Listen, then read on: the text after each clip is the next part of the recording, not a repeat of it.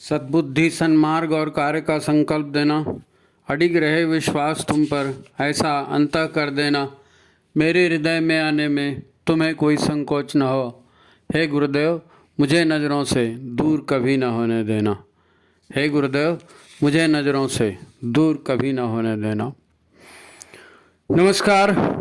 गायत्री चिंतन धारा के इस सतत प्रवाह में आप सभी का स्वागत है। मित्रों, आज का जो विषय है अशरीरी मनुष्यों और सूक्ष्म ऊर्जाओं का संसार। आज हम इस विषय पर चर्चा करने वाले हैं। प्रयास यह है कि मनुष्य अपने जीवन के वैज्ञानिक पक्ष को जान ले, जीवन में होने वाले कार्यों और उसके परिणामों की जानकारी प्राप्त कर ले। क्योंकि आजकल भूत प्रेतों की बड़ी चर्चा है, जिसे देखो नकारात्मक ऊर्जाओं से बचने की बात बताता है, तंत्र मंत्र के प्रभाव की चर्चा करता है। ये सूक्ष्म ऊर्जाएं और ये संसार, ये प्राणी जगत, ये तो ईश्वर ने बनाया है, पर जहाँ तक अशरीरी मनुष्यों और अशरीरी योनियों की बात है, ये सब ईश्वरीय योजना के विरुद्ध जाने का स्वाभाविक परिणाम है। ये एक तरह की आधी अधूरी जिंदगी है जिसे व्यक्ति अपनी भावनाओं और कामनाओं से स्वयं अनजाने में बनाता है। मामला बहुत ही गंभीर और संवेदनशील है। संसार में ईश्वरीय योजना और अनुशासन में अनेक जीव जंतुओं का जन्म हुआ है। ईश्वर ने हर जाति की रचना किसी न किसी सेवा कार्य के लिए ध्यान में रखकर की है। हर जीव प्रकृति के इकोसिस्टम का एक महत्वपूर्ण अंग होता है। हर जीव, चाहे वो वृक्ष हो, कीट पतंग हो, छोटे से छोटा जीव यानी बैक्टीरिया, वायरस हो, फंगस हो, या किसी अन्य तरह का प्राणी हो या मनुष्य ही क्यों ना हो, प्रकृति की सुव्यवस्था में हर किसी जीव की अपनी महत्वपूर्ण भूमिका ईश्वर ने रखी है। इन सभी में एक अनिवार्य तत्व है और इस अनिवार्य तत्व को चेतना या उस जीव की आत्मा के रूप में जाना जाता है, जो शरीर के माध्यम से सेवा कार्य करती है, उसी ढंग से करती है जैसा ईश्वर ने उसके लिए निर्धारित किया है। ये सारे प्राणी गुण कर्म स्वभाव में जो एक जैसा काम करते हैं, जो भी प्राणी एक जैसे दिखते हैं, एक जैसा काम करते हैं, उन्हें एक निश्चित योनि का नाम दिया जाता है। आप जानते हैं जैसे कुत्ते हैं या चूहे हैं, तो कुत्ते की योनि, चूहे की योनि, मनुष्य की योनि, ऐसा कहा जाता है। तो वो जो चूहे के माँ बाप या कुत्ते के माँ बाप, वो एक ही जैसे बच्चे पैदा करते हैं, वो एक योनि कहलाती। परंतु मनुष्य योनि इस दृष्टि से खास है कि इनका मन और ऊर्जा है ना, मनुष्य का मन और उसका ऊर्जा शरीर ज़्यादा विकसित अवस्था में होता है। तो ये अपने मन और विचारों से और भी ज़्यादा काम कर सकते हैं, है नहीं, और करते भी रहते हैं। वैसे तो मनुष्य भी अन्य प्राणियों की तरह खाता है, पीता है, सोता है, बच्चे पैदा करते रहता है ना, फिर नया जन्म भी ले लेता है। दिक्कत यह है कि ऐसा हमेशा ही हो ये ज़रूरी नहीं होता। अगर मनुष्य ईश्वरीय नियमों के विरुद्ध सोचता है और करता है, तो उससे अन्य लोगों को खतरा देखकर ईश्वर मृत्यु के बाद उसको नया शरीर देने से वंचित भी कर देते हैं। हर मनुष्य को मिलता है, लेकिन अगर ईश्वर को लगता है कि ये इसको ऐसी फिर से जन्म देने तो ये खतरा है नहीं, दूसरा हिटलर, दूसरा नादिर शाह, दूसरा तैमूर लंग, इसलिए फिर उस तरह जन्म नहीं देता ईश्वर, उसको वंचित कर देते हैं। तब अपना मन, बुद्धि, चित्त और अहंकार को लेकर के व्यक्ति अशरीरी अवस्था में भी अपनी कामनाओं और वासनाओं के साथ भटकते रहता है और इनकी पूर्ति के लिए शरीरधारियों के शरीर से लाभ उठाने का प्रयत्न भी करते रहता है। इसी को तो भूत प्रेत और जाने क्या क्या नाम देते हैं। बार बार यही कहा जाता है कि अपने आप को जानो, अपने आप को जानो। तो फिर ये जानकारी तो मूल बात है कि हर व्यक्ति मनुष्य को जानो, मनुष्य को अपने आप को जानोगे तो क्या जानोगे? मेन बात क्या है मनुष्य में? हर व्यक्ति पदार्थ, चेतना और ख़ास तरह की ऊर्जाओं से बना है। पदार्थ, चेतना और कुछ खास तरह की ऊर्जाओं से बना है। जब तक हम 5 तत्वों, है ना, या प्रकृति के सत, रज, तम, इन 3 गुणों को नहीं जानते, चेतना के नियोजन के कारणों को नहीं जानते कि इस चेतना का इस शरीर में नियोजन क्यों हुआ है ना, हम मनुष्य को समझ नहीं सकते। भाव, भावना, प्राण, कर्म, संस्कार, इन बातों को समझे बिना मनुष्य को समझा नहीं जा सकता। दूसरी तरफ मनुष्य का स्थूल शरीर भी एक बड़ा और जटिल अस्तित्व है। हम कहने को तो कह देते हैं मनुष्य एक प्राणी है, लेकिन मनुष्य एक प्राणी, उसके अंदर में लाखों प्राणी है भाई, है ना। कहने को कह देते हैं कि मनुष्य का स्थूल शरीर जो है ये दिख रहा है, यही मनुष्य है, लेकिन ऐसा नहीं है, है ना। मनुष्य के शरीर के भीतर लाखों जीवित बैक्टीरिया रहते हैं, लाखों प्रजातियों के, है ना, बैक्टीरिया रहते हैं। यदि ये अपना कार्य न करें तो मनुष्य जीवन सामान्य ढंग से नहीं चल सकता। हमारे जीवन के सभी महत्वपूर्ण काम हमारे शरीर में रहने वाले ये छोटे बैक्टीरिया करते हैं, छोटे कीटाणु करते हैं। यूँ कहो कि मनुष्य का जीवन ही नहीं चलेगा। जैसे एक एक कण मिलकर के एक चट्टान बनती है ना, पहाड़ बन जाता है, एक एक बूंद इकट्ठा करके एक समुद्र बन जाता है, वैसे ही एक कोशीय जीव जातियों के विवेकपूर्ण ईश्वरीय नियोजन से, फिर कहूँ, एक एक कोशीय जीव जातियों के विवेकपूर्ण नियोजन से प्राणी बना है। भूमि में भी अनेक छोटे छोटे जीवाणु होते हैं, मिट्टी में। ये जीवाणु ना हो तो फिर हम खेती भी नहीं कर सकते, खेती होगी ही नहीं, जीवाणुओं से तो खेती होती है। हमारी आंतरिक जैविक क्रियाएं, तरह तरह के हार्मोन्स आदि जो बनते हैं हमारे अंदर में, है ना, ये बनाने में भी जीवाणुओं की बहुत महत्वपूर्ण भूमिका होती है। खाना पचाने में, जितनी मेटाबॉलिक एक्टिविटीज, सब में बैक्टीरिया बड़े इम्पॉर्टेंट, है ना। ये सब जानकारी लोगों को नहीं होती, तभी तो बाहर से मैं मेरा अहंकार वाली बात होते रहती है। हमको मालूम पता चले कि हम तो छोटे छोटे बैक्टीरियाओं के भरोसे जिंदा है। नहीं साहब, मैं, है ना। तो इस संसार में ऊर्जाओं का ही एक साम्राज्य है, ऊर्जाओं का ही साम्राज्य। भौतिक ऊर्जाओं से सब पदार्थ बने हैं, है ना। बाकी जैव ऊर्जाएं अनेक भावों, भावनाओं, स्मृतियों और संचित कर्मों के जो है ऊर्जा और प्राण, और इनके साथ मिलकर के एक जीवन चक्र चलाती हैं। स्त्री या पुरुष का लिंग निर्धारण चेतना के द्वारा ही तो होता है। किसी वनस्पति या किसी जीव योनि में जाएंगे, स्त्री की योनि में जाएंगे, पुरुष की योनि में जाएंगे, कहाँ जाकर जन्म लेंगे, ये सूक्ष्म ऊर्जाओं का काम है। चेतना के ईश्वरीय नियमों से ये सब होता है। यही हाल शरीर के नष्ट होने पर, मनुष्य की मृत्यु हो जाने के बाद भी होता है। जीव चेतना की पूरी प्रोग्रामिंग इन्हीं सूक्ष्म शक्तियों के जिम्मे होती है। इन्हीं सूक्ष्म शक्तियों के आधार पर ही जीव की अगले जन्म की प्रोग्रामिंग होती है। कर्म उसमें मेन होते हैं, कर्मों के संस्कार। तो ये कितनी जटिल बातें हैं ये। किसने शरीर छोड़ दिया, फिर वो कहाँ जाएगा, फिर उसकी मेमोरी कहाँ है, क्या है, कैसे उसका सिस्टम बनेगा। मनुष्य का मृत्यु के बाद, है ना, मनुष्य की मृत्यु होती है तो मृत्यु के बाद सारे ज्ञान और संस्कारों और ऊर्जाओं को लेकर सूक्ष्म शरीर में जाना, फिर उन ऊर्जाओं का विश्लेषण करके चेतना को उचित योनि और परिवार में जन्म के लिए भेजना, क्या ये सामान्य बात है?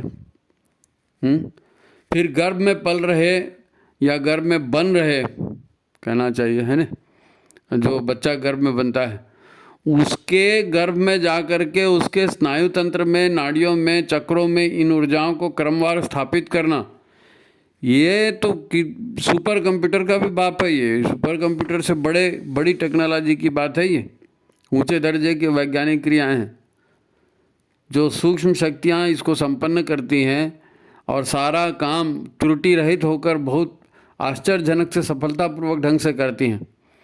तो हमारे यहाँ इनको समझाने के लिए अलग अलग देवी देवताओं का नाम दे दिया जाता है, बाकी हैं ये शक्तियाँ। अब देवी देवताओं का नाम इसलिए देते हैं कि जीवन व्यवहार में लोग सदाचार का पालन करते रहें, इन देवी देवताओं का सम्मान करते रहें, इस टाइप का। प्रकृति को मनोविकार एक सीमा तक ही सहन होते हैं। जब हम प्राणी की बात कर रहे हैं, मनुष्य की बात कर रहे हैं ना, तो मनोविकार बहुत महत्वपूर्ण होते हैं। मन का ही तो मनुष्य है ना, जैसा मन करेगा वैसे करता है। लेकिन इस मन में विकार भी आते हैं, गलतियां भी होती हैं, अहंकार वगैरह सब बहुत कुछ होता है, आप जानते हैं। तो प्रकृति को मनोविकार एक सीमा तक ही सहन होते हैं। ज़्यादा मात्रा में और कुछ लंबे समय तक मनोविकार अगर बने रहे तो सबसे पहले तो मनुष्य का जो भीतरी शरीर है और उसका जो ऊर्जा शरीर है उसमें फ़र्क पड़ता है। मनुष्य के ओरा का रंग बदल जाता है ना, और मनुष्य का भीतर का तंत्र खराब हो जाता है। काहे से? मनोविकार बने रहने से। मन विकार रहित होना चाहिए। तो ओरा भी बिगड़ जाता है, आंतरिक व्यवस्था बिगड़ जाती है, और धीरे धीरे फिर व्यक्ति जो है उसमें ऊर्जा, अलग अलग अंगों में ऊर्जा का प्रवाह रुक जाता है, बाधित हो जाता है। तो फिर शरीर बीमार हो जाता है। काहे से बीमार हुआ? मनोविकार बढ़ जाने से। इसके बाद भी मनोविकार विकृत चिंतन यदि बना रहा और बिगड़ते ही गया तो मृत्यु के पश्चात सूक्ष्म शरीर जो है वो अति विकारग्रस्त हो जाता है। सूक्ष्म शरीर में बहुत ज़्यादा विकार हो जाते हैं, और फिर ऐसी जीवात्मा को जन्म लेने के लिए फिर गर्भ नहीं मिलता। बहुत ही विकार होगा तो कैसे एडजस्ट हो पाएगा किसी गर्भ में, है ना। और फिर जिसमें मनोविकार बहुत ज़्यादा होते हैं, कामनाएं उत्तेजनाएं बहुत ज़्यादा होती हैं, वो वैसे भी जो है ना खुद भी नहीं सोचता कि मैं नया शरीर धारण करूं। उसको इतनी जल्दी होती है कि वो यकीन ही नहीं करता कि मैंने शरीर छोड़ा है, और वो सीधा भिड़ जाता है बिना शरीर की, है ना। तो ये जितने भी ये भूत प्रेत जिन्न चुड़ैल ये जो नाम लिए जाते हैं, वो कहते हैं ना कि कर बुरा तो हो बुरा और अंत बुरे का बुरा। वैसे भले के लिए कहते हैं कर भला तो हो भला, अंत भले का भला, लेकिन कर बुरा तो हो बुरा और अंत बुरे का बुरा। एक समय जो अपना ही संबंधी रहा हो, आप सोच के देखो कि हमारा ही कोई संबंधी है या हम स्वयं हैं, हमारा भूत प्रेत बन जाना निश्चित बहुत ही भयंकर बात है। ये बहुत भयंकर बात है ना। बचपन में हमारे दादाजी जो है ना सूर्य को जल चढ़ाते थे पूजा के बाद, और वो तीर्थ जल को चढ़ाते थे, तो उसमें थोड़ा सा जल जो है हम लोगों को पिलाते थे, हम बच्चे लोगों को, है ना। तो वो तीर्थ चढ़ाते समय हमको पिलाते समय जो मंत्र बोलते थे, मेरे को अभी भी याद है वो मंत्र कहते थे, अकालम मृत्युहरणम सर्वव्याधि विनाशनम सूर्यपादोदकम तीर्थम जठरे धारयाम्यहम। तो ये बात हमारे पूर्वज भी जानते थे कि सूर्यदेव की उपासना से अकाल मृत्यु नहीं होती, और सर्व व्याधियों का नाश, सभी बीमारियों का, मनोरोग हो शारीरिक हो, सभी का नाश सूर्योपासना से होता है। तो उनका तीर्थ, उनका जल श्रद्धा पूर्वक ग्रहण करना चाहिए। गायत्री उपासना, सूर्य का ध्यान इसीलिए तो इतना महत्वपूर्ण होता है। हमारे मनोभाव या भावनाएं, भाव की जो ऊर्जाएं हैं, मनोभाव और भाव की ऊर्जाएं हमारे शरीर के भीतरी सिस्टम को भी संपादित करती हैं। जैसे भाव होंगे वैसे अंदर का सिस्टम भी चेंज होता है मनोभाव से, है ना। रीसेट करती हैं भावनाएं अंतरंग को। अगर भाव और भावना कल्याणकारी हैं तो शरीर भी अच्छा बनता है, प्रसन्न रहता है, टिकता है, जल्दी खराब नहीं होता। पर नकारात्मक चिंतन, है ना, और चाहे जैसा विकृत चिंतन होगा तो फिर अंदर का तंत्र भी खराब हो जाता है, अंदर का तंत्र भी टूटता है। तो हम कहते हैं कि अमुक व्यक्ति बीमार हो गया ना, क्या उसका अंदरूनी सिस्टम खराब हो गया, उल्टा सीधा सोचता था, उल्टा सीधा दिनचर्या थी, तो भीतर खराब हो गया उसका। अगर नकारात्मकता अधिक होगी तो अंदरूनी सिस्टम इतने गंभीर रूप से टूट सकता है कि शरीर भी छोड़ना पड़ जाए। भाई चिंता करना ठीक नहीं है, आप चिंता किए जा रहे हो, सब कोई समझा रहे हैं, 10 बार हो गया, साइकोलॉजी वाला आ गया, उसने भी आपको बहुत समझाया, आप समझने के लिए तैयार ही नहीं, आपकी चिंता ही खत्म नहीं हो रही। तो चिंता तो चित्त को जलाती है, मर जाएगा आप मर जाओगे, वैसे ही शरीर छोड़ना पड़ जाएगा। तो ये ऑटोमेटिक एक सिस्टम है जो विचारधारा के आधार पर, चिंतन और मन के जो विकार हैं उसके आधार पर बदलते रहता है। भाव कई तरह के होते हैं और मानव शरीर में, मानव जीवन में हर भाव का स्वागत है, हर भाव का स्वागत है, पर अति हर हालत में वर्जनीय है। प्रेम करना है अच्छी बात है, लेकिन बहुत ज़्यादा उसी के पीछे मरोगे तो भी ठीक नहीं है नहीं।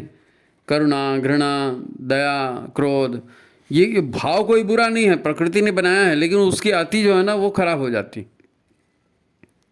काम, वासना, अब अरे काम नहीं होगा तो इंसान ही पैदा नहीं होगा भाई, संसार ही नहीं चलेगा।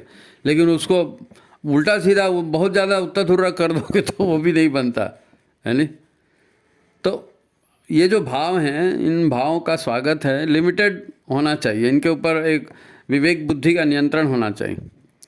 क्योंकि भाव जो है ना, भाव शब्द ही कैसे बना है, भाव शब्द से भाव बना है। भाव माने हो जाना, भाव माने हो जाना। वो कहते हैं ना आयुष्मान भवो कीर्तिमान भवो, तो आप आयुष्मान बन जाइए, आप कीर्तिमान बन जाइए, इसी भावना है वो, प्रार्थना, ऐसा क्या कहना चाहिए, मनोवेग है ना। तो भाव का मतलब है भाव, भाव यानी हो जाना है ना। तो कर्मों के अनुसार भावों के नाम दिए गए। भावों पर जब हमारा ध्यान जाता है या हमारी प्राण ऊर्जा उसमें लगती है, तो ये भाव जो हैं पहले सामान्य इच्छा के रूप में अवतरित होते हैं हमारे अंतःकरण में। भाव तो हैं, पड़े हैं।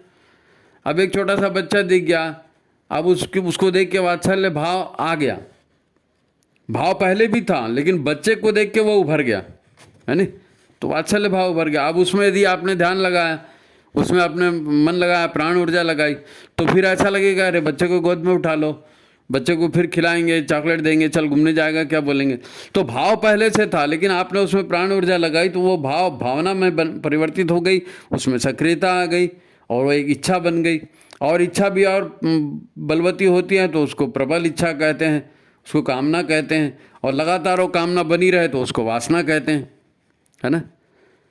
तो भाव ही अच्छी बुरी शक्तियों के रूप में हमारे भीतर उभरते हैं, है ना। अब ये भाव दैवी भी हो सकते हैं, आसुरी भी हो सकते हैं, है ना। हमारे यहाँ संस्कार परंपरा में जो है ना, इसीलिए भावों का बड़ा महत्व होता है। संस्कार, बिना भाव के कोई संस्कार नहीं होता, और अच्छी भावनाएं पैदा हो इसीलिए संस्कार किए जाते हैं। तो हमारे यहाँ संस्कार परंपरा में गर्भाधान संस्कार, पुंसवन संस्कार और सीमांत उन्नयन संस्कार करते हैं। उसके पीछे भी यही उद्देश्य होता है कि एक श्रेष्ठ जीवात्मा हमारे घर में जन्म ले, हमारे घर में जन्म ले श्रेष्ठ जीवात्मा। जब आप बाजार से लाते हो ना, कोई भी चीज़ लाते हो, भाटा लाए, गोभी लाए, टमाटर लाए, तो एक एक भाटा, एक एक गोभी, एक एक टमाटर, छोटी छोटी चीज़ भी आप छांट करके मोल भाव करके लाते हैं, है ना।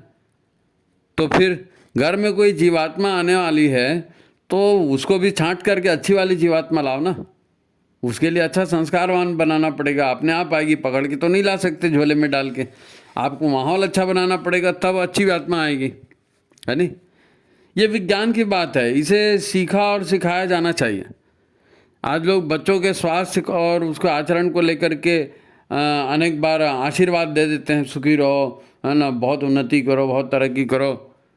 पर आशीर्वाद देना ठीक है, आपने अच्छी भावना कह दी, मगर एक बार बच्चा हो गया जी, बड़ा हो गया, उसके बाद बोलना, वो कोई तेजस्वी तपस्वी बोल रहा है तो समझ में आता है, सामान्य आदमी बोल देता है, वो ठीक है, एक व्यवहार हो जाता है, लेकिन उसका असर नहीं होता। असर तब होता है जब गर्भाधान से पहले उसके लिए कोशिश की जाए। गर्भाधान से पहले कोशिश की जाए, गर्भ के दौरान कोशिश किया जाए, तब कि बच्चा अच्छा बने, तो उस समय बन सकता है नहीं। गर्भ अच्छा हो, माता पिता के बीज अच्छे हों, है नहीं। माता पिता जिसके गर्भ में बालक पलता है, बालक का शरीर बनता है नहीं, वो माता पिता अच्छे होंगे तो बच्चा भी अच्छा होगा ना। संस्कारी माहौल होगा घर में, गर्भिणी को जो है अच्छा पौष्टिक सुपाच्य भोजन दिया जाएगा, उसको अच्छी बातें बताई जाएंगी, उसके आसपास वातावरण अच्छा होगा, तो उसका असर फिर ये सब भाव हैं छोटे छोटे, ऊर्जाएं हैं छोटी छोटी, इन छोटी छोटी ऊर्जाओं का असर होता है। गर्भिणी को डांटेंगे, चमकाएंगे, पकाएंगे, ओह बच्चा अंदर भी घबराता है ना, बच्चे के भाव बदल जाते हैं। तो छोटी छोटी ऊर्जाओं का खेल है जीवन। गर्भ संस्कारित नहीं होगा, हाँ, माता के भाव पवित्र नहीं होंगे, तो चाहे जैसी आत्मा शरीर में आ जाएगी फिर बिना बुलाए, है ना, चाहे जैसी आ जाएगी, गलती हो जाएगी। तो सिर्फ मेरा बच्चा बोल करके इमोशनल होना और बच्चे को गले में लटकाते रहना, ये एक मतलब नहीं है। अगर आप इतने इमोशनल हो, इतने कॉन्शियस हो, तो बच्चा पैदा होने के पूर्व उसकी तैयारी करो कि मेरा बच्चा अच्छा होना चाहिए। ये एक वैज्ञानिक क्रिया है, और इसमें पवित्र सात्विक भावनाओं की बड़ी भूमिका होती है ना। जब ऐसे ही बच्चे पैदा हो जाते हैं तो फिर माताएं जो हैं स्वयं चिल्लाती हैं, आपने भी कई बार देखा होगा कौन से जन्म का पाप था जो नालायक मेरे ही घर में पैदा हो गया है, नालायक मेरे ही घर में पैदा हो गई। माँ भी कंझा जाती ना, माँ भी फिर ऐसे ही बोलती है। तो हर आत्मा के जन्म लेने का एक उद्देश्य है, और वो ना या तो आपको मदद करने के लिए, सेवा करने के लिए आई है, या फिर आपसे कुछ लेने, आपको बर्बाद करने आई है ना। तो अच्छी आत्मा है, अच्छा व्यवहार हो। ईश्वरीय व्यवस्था को, सूक्ष्म ऊर्जाओं के प्रभाव को जानकर समझकर जीना जरूरी होता है ना। ईश्वरीय व्यवस्था, गुरुदेव कहते हैं ना, हम ईश्वर को सर्वव्यापी और न्यायकारी मानकर उसके अनुशासन को जीवन में उतारेंगे। तो ये बहुत महत्वपूर्ण है, ईश्वरीय अनुशासन को जीवन में उतारना या उसके आधार पर जीना, है ना। कुछ अच्छी और कुछ दुष्ट आत्माएं प्रायः होती हैं, है ना। और एकदम से पूरी अच्छी आत्मा और एकदम से पूरी बुरी आत्मा ऐसा नहीं होता ना। हर आदमी थोड़ा सा अच्छा रहता है, थोड़ा सा बुरा रहता है, तो आत्मा भी थोड़ी सी अच्छी और थोड़ी सी बुरी रहती है। तो ये जो कॉमन आत्माएं होती हैं, इनको गर्भ आसानी से मिल जाता है, इनको गर्भ, क्योंकि सामान्य लोग हैं, सामान्य लोग में पैदा होना है, तो इस घर से निकले उस गर्भ में चले गए, ये होते रहता है ना।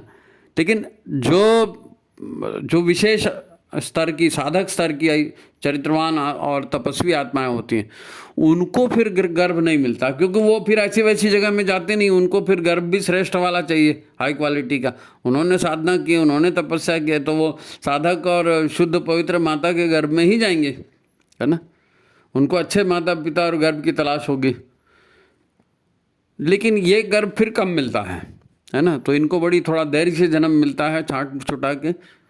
और जो बहुत ज़्यादा दुष्ट होते हैं, हिटलर, मुसोलिनी, चंगेज खान और इस तरह के टाइप के जो लोग होते हैं, उनको भी गर्भ मुश्किल से मिलता है, क्योंकि ऐसे दुष्ट गर्भ भी मिलना दिक्कत है। तो बहुत अच्छी आत्मा और बहुत बुरी आत्माओं को जनरली जन्म नहीं मिलता, आधी अच्छी आधी बुरी ऐसे लोगों को मिलता रहता है। तो आप अपने शरीर में कौन सी आत्मा आ रहे हैं, फिर उसको गर्भ में भी क्या संस्कार दे रहे हैं, इसका बहुत ज़्यादा इम्पोर्टेंस है, बहुत ज़्यादा।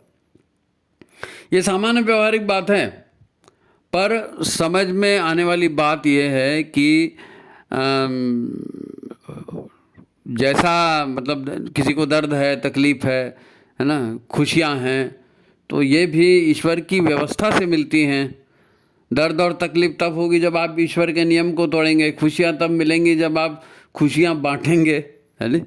ये सब कर्मफल व्यवस्था पर निर्भर है। आप सोचो ना, दर्द क्या है? दर्द वो अनुभूति है जो हमारे अंदर, हमारे अंदरूनी सिस्टम में विकार आने पर हमको महसूस होता है, हमारे भीतर उपजता है। दर्द महसूस होता है, उपजता है, दिखता थोड़ी है नहीं। ये एक तरह की चेतावनी है कि आपका सिस्टम बिगड़ रहा है ना, उसमें नकारात्मकता, अव्यवस्था बढ़ रही है, विषाणु तत्व उसमें बढ़ रहे हैं, तो सावधान हो जाओ, सुधारो उसको। आपको बुखार हो गया, सर्दी हो गई, है ना, और कॉन्स्टिपेशन हो गया, चले तुरंत डॉक्टर के पास। डॉक्टर के पास जाना नहीं, आपने अपनी व्यवस्था को पहले ठीक करो। बुखार आना तो अच्छी सूचना है जी। बुखार आता मतलब क्या होता है मालूम है? शरीर में विष तत्व बढ़ते हैं ना, तो शरीर की अंदरूनी व्यवस्था उन विष तत्वों को जलाती है। बुखार आता है तो क्या होता है? टेम्परेचर बढ़ जाता है, तो ऐसे समय में आप ठूस ठूस के खाना नहीं, आप उपवास करो ना, पानी पियो, उपवास करो, वो बुखार ठीक हो जाता है। अपने मन वचन और कर्मों से ठीक कर लिया जा सकता है शरीर को, पूरा सिस्टम उसी से ठीक होता है, मन वचन कर्म से, है ना। पूरा सिस्टम शारीरिक मानसिक ऊर्जाओं के संयोजन का, उसके आदान प्रदान का, यही तो है जी। अब नकारात्मकता, लोग बोलते हैं ना नकारात्मकता क्या है? नकारात्मकता एक सोच है, एक विचार है नहीं। नकारात्मक कार्य कुछ ऐसे कार्य हैं, है ना, जिनसे ईश्वर की विधि व्यवस्था भंग होती है। जो आपको काम नहीं करना है वो आप काम करेंगे, जैसा करना है वैसा नहीं करेंगे, ये नकारात्मकता है नहीं। तो जीवन के सिस्टम जो है ना, अपने मूल स्वरूप को खो देते हैं। नकारात्मकता आने से आप ना ना ना ना कर दिया, आप कॉपी है, कॉपी पर पेन लेकर के ऐसी इधर उधर लाइन मार दिए तो लिखने में दिक्कत होगी ना। तो ऐसी ऊर्जा जो है उटपटांग काम में लगेगी तो फिर सुव्यवस्था कैसे रहेगी? अंदर में नहीं होगी। ये नकारात्मक विचारों से सुव्यवस्था जो है बिगड़ जाती है, जीवन शैली विकृत हो जाती है नहीं। सामान्यतः जो है ना, मनुष्य की मान्यता धारणा ये भी फिर धीरे धीरे विकृत हो जाती है। ऐसा होने पर जो है ना, प्रकृति की पीड़ा का दर्द है ना, ये शरीर अनुभव करता है। प्रकृति की पीड़ा का दर्द शरीर, नकारात्मकता बढ़ने से, है ना। फिर भी यदि हमारा चिंतन व्यवहार नहीं सुधरा तो शरीर का फिर धीरे धीरे क्या है, एक एक अंग खराब होते जाता है। आपका अंदरूनी व्यवस्था खराब हुई, शुगर हो गई, फिर शुगर कोई ध्यान नहीं दिया और गोलियां खाते रहे और लड्डू भी खाते रहे तो फिर वो और भी ज़्यादा दूसरी बीमारियों में कन्वर्ट हो जाती। यही सिस्टम है शरीर का, ऐसे ही बना है, ऐसे ही बना है। अब वो जो है मेडिकल जो है ना प्रोफेशन है, व्यापार, तो वो तो आपको बताएंगे, डॉक्टर को पूछेंगे डॉक्टर क्या खाऊं, बोलेगा सब खाओ। तो आपको सोचना है, समझना है, शरीर विज्ञान को जानिए, है नहीं। क्योंकि शरीर के सारे अंग मिलकर ही पूरा शरीर बनता है और सारे अंग एक दूसरे पर डिपेंड रहते हैं। एक खराब होगा तो फिर दूसरा खराब होगा, है नहीं। और एक अंग ठीक होगा तो वो दूसरे को भी ठीक करेगा। जब हम ये कहते हैं कि जिन 5 तत्वों और उनके जो है उनके संस्कारों से ये संसार बना है, 5 तत्वों से बना ना संसार, तो इन 5 तत्वों की विशेषताएं, हमारे शरीर में इनका महत्व, है ना, इस बात को जानना भी जरूरी है ना। क्योंकि इन 5 तत्वों से चमड़ी, हड्डी, मांस, मज्जा बन गई ना, नहीं बनी। लेकिन इससे ज़्यादा महत्व प्रकृति के उन 3 गुणों से भी है जो हर प्राणी में, पदार्थ में गुणों का जो होता है ना, पदार्थ में गुण होता है, हर प्राणी में गुण होता है। तो गुण कहाँ से आता है? ये गुण प्रकृति का है। 3 तरह के गुण होते हैं, है ना। इनमें से एक गुण जो है वो सात्विकता का, पवित्रता का, तेजस का गुण होता है। दूसरा रजस का है, गतिशीलता का गुण है ना। ये पदार्थ में होते हैं, मनुष्य में भी, पदार्थ से ही तो मनुष्य में आते हैं ना। सत्व रजस तम पदार्थ हैं, तो सत्व रजस तम गुण हैं, तो वही गुण फिर मनुष्य में भी आ गए, विचारों में भी आ गए, कर्मों में भी आ गए, संस्कार में भी आ गए। वो सब जगह जाएंगे, जहाँ जहाँ प्रकृति है वहाँ जाएंगे, है नहीं। तो क्या कह रहे थे अपन?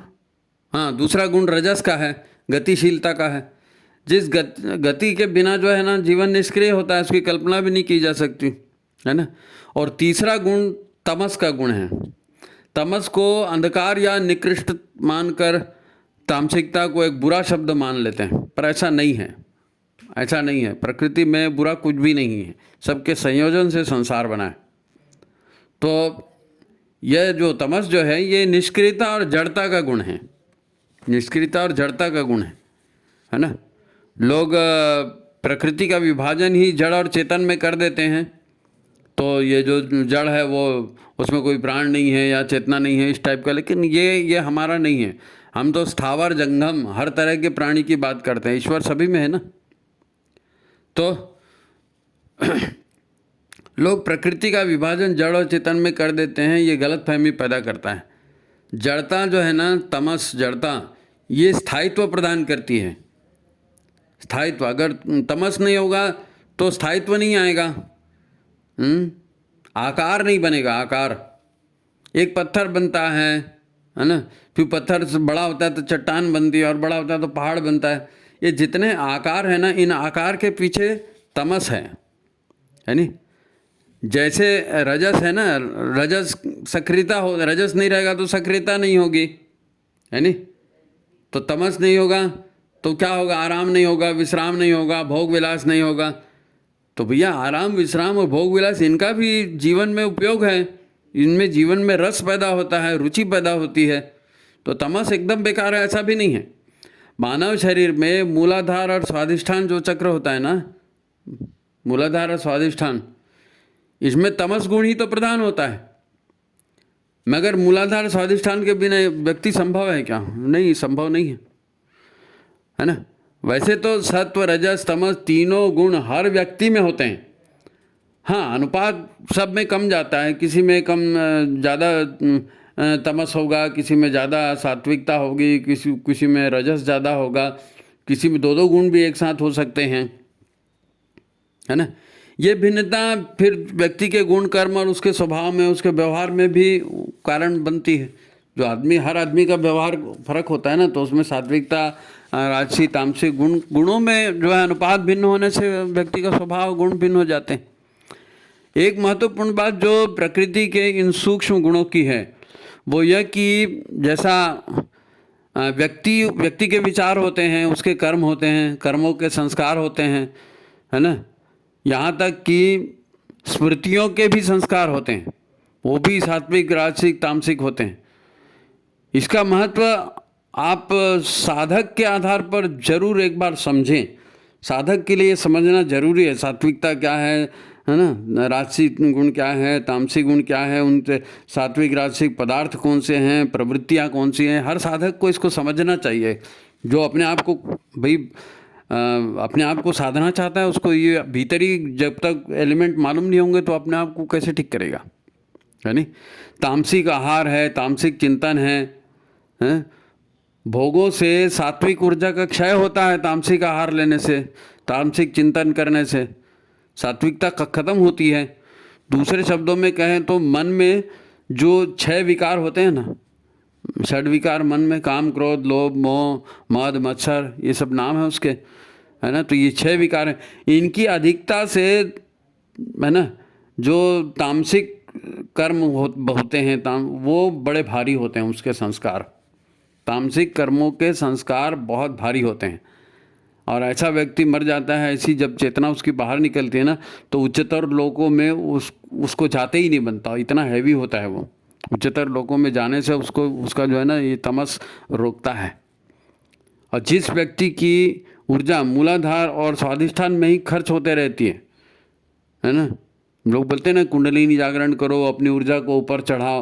ऊपर चढ़ाओ क्यों बोलते हैं? क्योंकि सारी ऊर्जा वही रहती है ना मूलाधार स्वाधिष्ठान में। तो तामसिक प्रवृत्तियां सभी में हावी रहती हैं, इसीलिए तो उच्चतर लोगों में स्थापना नहीं हो पाती ना। आध्यात्मिक उन्नति कठिन हो जाती है तमस बढ़ने से। परंतु जीवन चलाने का मूल आधार यही है, जीवन चलाने का मूल आधार यही है ना। ये तो हम कह रहे हैं ना साधना, पशु पक्षी दूसरे लोग कहाँ साधना करते हैं? वो तो जैसे भगवान ने जीना दे दिया वैसा जीवन जी रहे हैं। हमको पड़ी है कि हमको दुखी नहीं होना चाहिए, हमको अच्छा जीवन मिलना चाहिए, हमारे सब अच्छा अच्छा अच्छा, तो अच्छा है तो फिर साधना करो। प्रकृति को इस बात से कोई मतलब नहीं है कि आप साधना कर रहे हो कि नहीं कर रहे हो, आपको मोक्ष मिल रहा है कि नहीं मिल रहा है ना। प्रकृति को इन सब से कोई लेना देना है। प्रकृति तो ये चाहती है कि आप खाते पीते रहें, अपनी जान बचाते रहें बच्चे पैदा करते रहें और ये संसार ऐसे ही चलता रहे। वृक्षों के बीज होते हैं, जानवरों के बीज होते हैं, मच्छर देखे नहीं कितने पैदा होते हैं। तो प्रकृति को इससे कोई मतलब नहीं है कि ये साधना करते कि नहीं करते। ये साधना हमारी निजी उन्नति का विषय है, हमारी आत्मा की उन्नति का विषय है। प्रकृति आत्मा की उन्नति नहीं चाहती। प्रकृति ने तो मूलाधार स्वाधिष्ठान दे दिया, खेलते रहो, यानी संसार ही नहीं चलेगा भाई प्रकृति अगर ऐसा नहीं करेगी तो, है ना। सभी लोग मोक्ष चाहेंगे तो धरती पे इंसान ही गायब हो जाएंगे। तो ये एक खेल है प्रकृति का, ये चलते रहता है। परंतु ये मनोविकार जो है ना, ये दुखों और विनाश का कारण होते हैं, इसलिए इनसे सावधान रहना जरूरी है। मन में नकारात्मकता आ जाती है, उससे सावधान रहना जरूरी। नकारात्मकता को हटाना है, नकारात्मकता नहीं हटाएंगे मनमुटाव होगा, झगड़े होगा, बीमारी होगी। सारा विनाश का कारण यहीं से पैदा होता है ना, मनोविकारों से। इसलिए जो भी व्यक्ति और जो भी समाज तमस से ऊपर उठकर थोड़ा सक्रिय होता है तो फिर वो क्या करता है, वो राजसी गुणों को अपनाता है, उसमें इंटरेस्ट लेगा, तब नीचे का छूटेगा, सक्रिय होता है। फिर उसको स्वास्थ्य की चिंता होती है, क्योंकि भोगों में स्वास्थ्य खराब होता है ना, तो स्वास्थ्य भाई भोगों को थोड़ा कंट्रोल करो बोलता है नहीं, तो स्वास्थ्य थोड़ा ठीक होगा। तो व्यक्ति सक्रिय होने का फिर प्रयत्न करता है। तमस से ऊपर उठता है तो क्या करता है, सक्रिय होने का प्रयत्न करता है। हमारे भी स्वाधिष्ठान के बाद में क्या आता है, मणिपुर चक्र आता है, तेज और ऊर्जा का, है ना। वहाँ से तेज और ऊर्जा मिलती तब तो कुंडलिनी ऊपर जाती ना। वैसे ही मनुष्य का है क्या, आमतौर पर आहार निद्रा भय मैथुन वाला जीवन चलते रहता है, लेकिन जब उससे थक जाता है, उब जाता है, तो उसको छोड़ता है। उसको छोड़ करके फिर दूसरी जगह ऊर्जा को लगाता है। तो किस में लगाएगा, खेती किसानी में लगाएगा, व्यापार में लगाएगा, धन संपत्ति इकट्ठा करने में लगाएगा, है ना। फिर दान पुण्य भी करेगा, है ना। और थोड़ा भुजाओं में अगर बल है तो फिर अनीति का विरोध भी करेगा, तलवार भी उठाएगा, राज्यों की स्थापना करेगा, लोक कल्याण के काम करेगा, बहुत सारे काम करेगा। राजसी प्रवृत्ति में बहुत सारे अच्छे काम होते हैं, है ना। लोक कल्याण करेगा तो इनके कर्म संस्कार कुछ उच्च कोटि के फिर होते हैं। तामसी संस्कार निकृष्ट कोटि के होते हैं, भारी होते हैं। मरने के बाद उस आत्मा को जो है ऊपर के लोकों में जाने में तकलीफ होती है, नहीं जा पाती। उससे कुछ हल्की राजसी आत्माएं होती, कुछ हल्की आत्माएं, है ना। ये कुछ ऊपर के कुलों में जाती, स्वर्ग तक जा सकती है मोक्ष नहीं मिलेगा, स्वर्ग तक जा सकती है। तो ये जो वर्ग हैं, ये समाज में शौर्य बढ़ाने वाला है, संपदा बढ़ाने वाला है। राजसी प्रवृत्ति शौर्य और संपदा बढ़ाने वाली, परंतु आकर्षण इनका भी जो है ना भूमि और भोगों में ही होता है, भूमि और भोगों में ही। जर जोरू और जमीन, उसी में लगे रहते हैं ये भी। उधर पूर्ण रूप से अगर कोई व्यक्ति सात्विक है, सात्विक आहार लेता है, सात्विक चिंतन करता है, साधनारत जीवन बिताता है, ऐसा बिल्कुल सत्कर्म ही करता है, निर्मोही ईश्वरनिष्ठ होता है ऐसा व्यक्ति, वो किसी के मोह में नहीं बनता, ईश्वर जैसा है वैसी रहता है, वैसी करता है, तपस्वी स्तर का जीवन जीता है।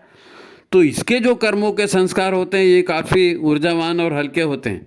तो मृत्यु के बाद जो है ना इसकी जीवात्मा उच्चतर लोकों में आसानी से गति प्रदान करती है, आसानी से गति प्रदान करती है। तो ये अच्छा आदमी क्या है, बुरा आदमी क्या है ना। अच्छा आदमी के लिए कौन सी ऊर्जाएं कारण है, बुरे आदमी के लिए कौन सी ऊर्जाएं कारण है, इन ऊर्जाओं का रूपांतरण कैसे होता है ना। कैसे मनुष्य का शरीर बनता है, बीमार होता है, मरता है, कैसे उसकी साधना के द्वारा उच्चतर लोकों में सब जा सकता है, ये सारा ये सूक्ष्म ऊर्जाओं का खेल है। मनुष्य तो अशरीरी है ना, शरीर तो उसको काम करने के लिए मिला हुआ है।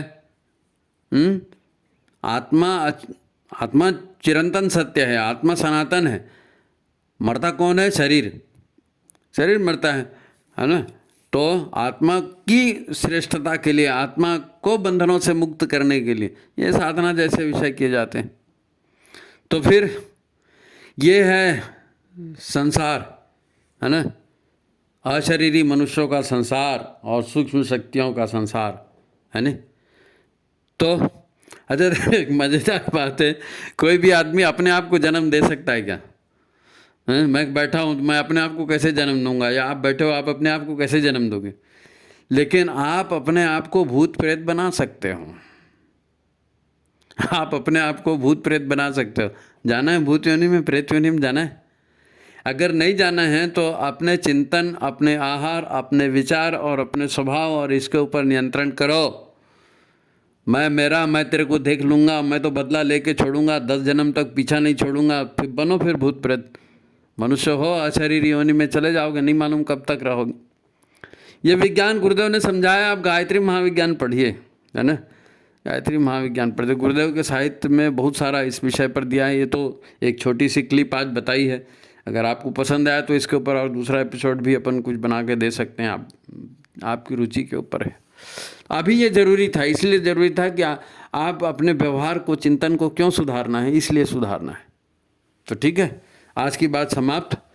और आपसे अनुरोध है, वीडियो को लाइक करें, है ना, शेयर करें, सब्सक्राइब करें। हर बार आप बोल रहे हैं, कई बार व्हाट्सअप करने के लिए कहा जाता है तो लोग व्हाट्सअप कर तो देते हैं, लेकिन उसमें उनका नंबर नहीं होता। फिर हमको दोबारा पूछना पड़ता है, भाई साहब आपने व्हाट्सअप कर तो किया, लेकिन आपका नंबर इसमें नहीं आ रहा है। भलता ही नाम रहता है ना, दूसरे ईमेल आईडी से बनाए रहते हैं, या कुछ लोग कुछ और भी लिख देते हैं, जय हिंद, भारत माता की जय, फलाना ठिकाना, नहीं मालूम क्या क्या। तो ज़रा ढंग से करिए, टेक्नोलॉजी का उपयोग है ये, है ना। हम और आप मिल तो नहीं रहे हैं, ना मैंने आपको देखा, ना आप मुझको देख पा रहे, है ना। गुरुदेव के ये चिंतन धारा है, उनके विचार जा रहे हैं, तो जाने दो इनको ढंग से। और जिनके पास पहुंचना है उनके पास पहुंचाने में कोशिश, आप अपना सहयोग करो, ज़्यादा से ज़्यादा लाइक करो, शेयर करो। तो ठीक है, आज की बात समाप्त। फिर मिलेंगे, सभी को प्रणाम, नमस्कार।